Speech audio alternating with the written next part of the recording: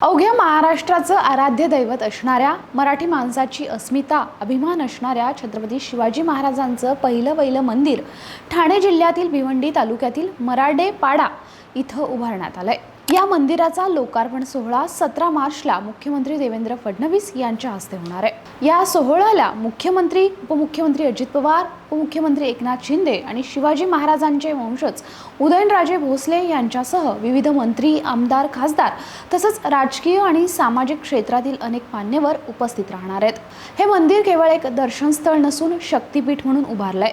इथं गुरुकुल पद्धतीने शिक्षण देण्याची सुविधा तसंच शिवकालीन शस्त्र प्रशिक्षण केंद्र सुरू करण्याचा मानस आहे। मंदिराची रचना गड किल्ल्यांप्रमाणे करण्यात आली असून 1.5 एकर जागेत तटबंदी आणि भव्य प्रवेशद्वार उभारण्यात आलंय।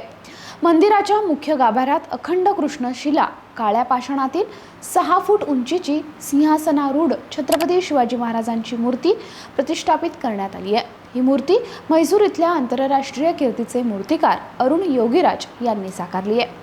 तसंच मंदिराच्या तटबंदीच्या खालील 36 चबुतऱ्यांवर छत्रपती शिवरायांच्या जीवनातील विविध प्रसंगांचे देखावे साकारण्यात आले असून त्याची माहिती मराठी, हिंदी आणि इंग्रजी भाषेत उपलब्ध आहे।